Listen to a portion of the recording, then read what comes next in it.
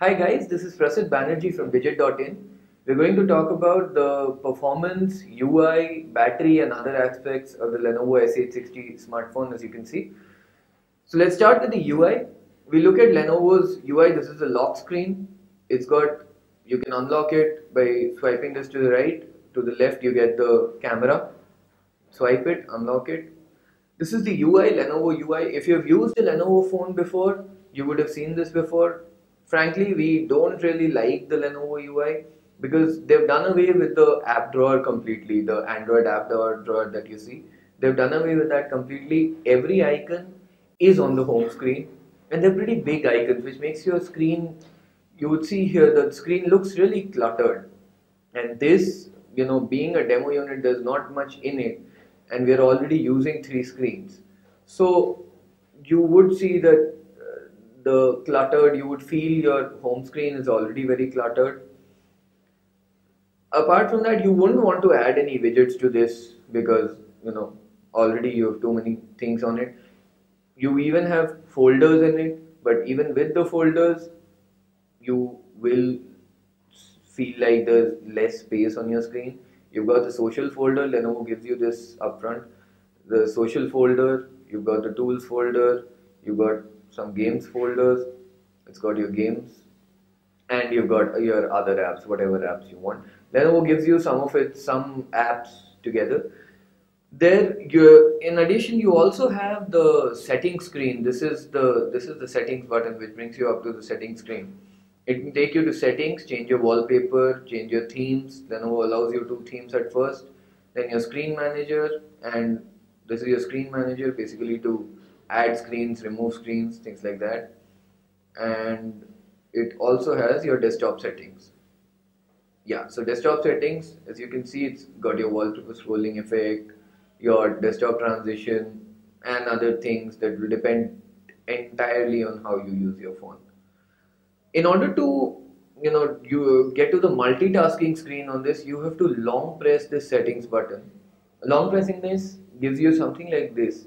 Here you can press this button, it's a mop like button which clears your memory. In addition, if you have apps running, it will show you apps here and you can just swipe them out of the space to shut them down. Lenovo UI, as we said before, cluttered. The company really needs to do something about this UI because you will most probably be downloading something like Go Launcher or something on this. The notifications tray on the top is the notifications tray, just like any other Android screen, although these two are always running. This is the endurance mode for the battery. This is the security feature that Lenovo already provides you. Here again, you can pull down from here to reveal a few more quick settings. So you've got your battery and data connection and brightness settings. You've got things like this. So these are all pretty useful. The notifications tray, there's no complaints about that. Moving on to the performance, this phone has a 1.3 gigahertz MediaTek quad-core processor and 2 GB RAM. You would think that that would be enough for a phone like this, but unfortunately we often experience some lags in the phone during very simple things like even typing. Even when we were typing very fast, we experience some lags in the phone while swiping. See, there were lags in the phone while swiping. Sometimes we would be done and then we would have to wait for a good 2-3 seconds for the word or whatever we've written to show up. Actually, the best way to judge the performance of the phone is by playing games on it. It does do pretty well for simple games like Temple Run and Subway Surfer with no heating, nothing. But if you're looking to play high-end games, something like say Dead Trigger 2, you would see that the phone provides quite a lag during the game. So we're playing Dead Trigger 2 on this phone. It's a pretty resource intensive game. Requires a lot of your research, puts your processor to the test, and let's look at the performance of the game. As you can probably see that the game is lagging a little bit. There are a few stops in between while you run. You will often see there are stops in the game.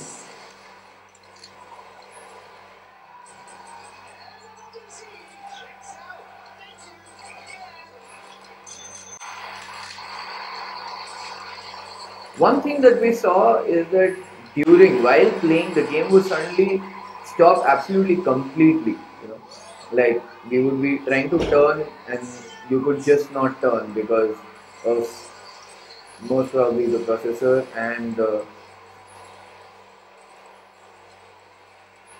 yeah, there is a little lag. It's not as fast as say phones like say the Grand 2, even Grand 2 and all have performed pretty much better than this. Even on benchmarks, this phone hasn't performed very well.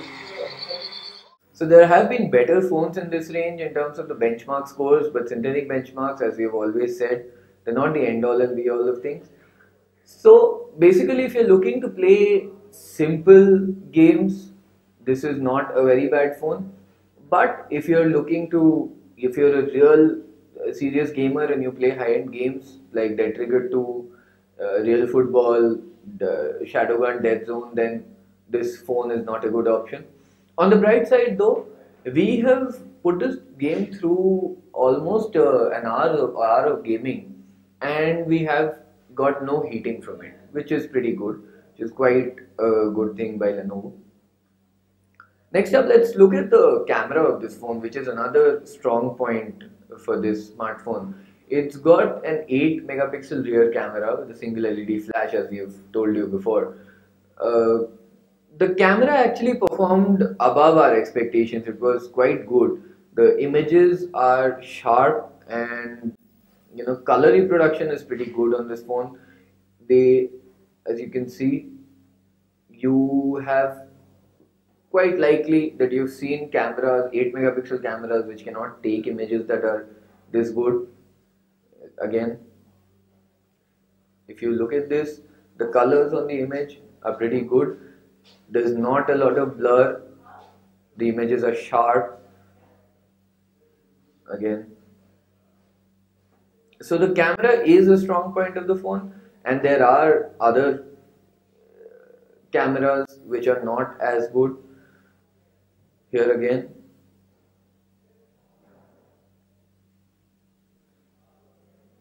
here's a black and white image on this.